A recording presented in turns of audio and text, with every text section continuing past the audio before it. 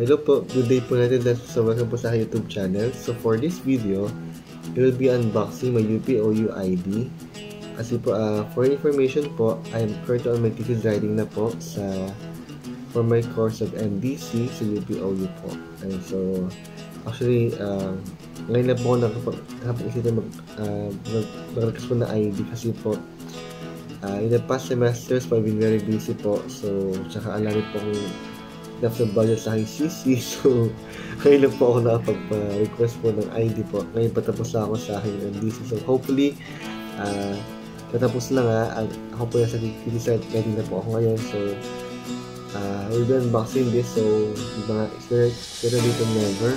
At least, kahit na po sa akin journey po sa UP po, ay nakuha po ko ng ID for my academic journey po. Ayan. So, open na po natin. Tara po. Okay na po. So, open na po natin.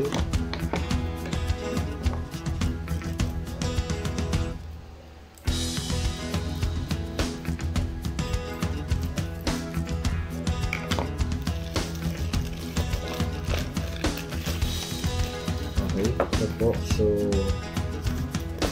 ayan. Open na po natin ang aking ID.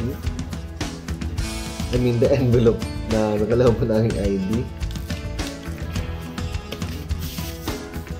Ayan. Okay po.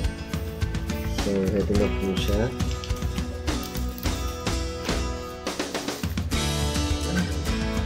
Kapag na po aking pong sulit number, pwede nyo makita. Ayan po. Ayan. Ayan po aking UP ID po.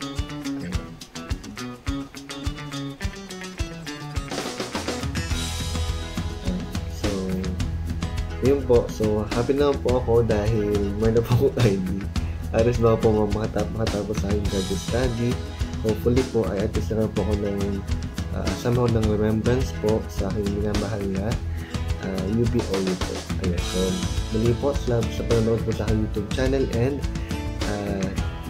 have a prosperous 2024 po sa ating lahat po. Salamat po.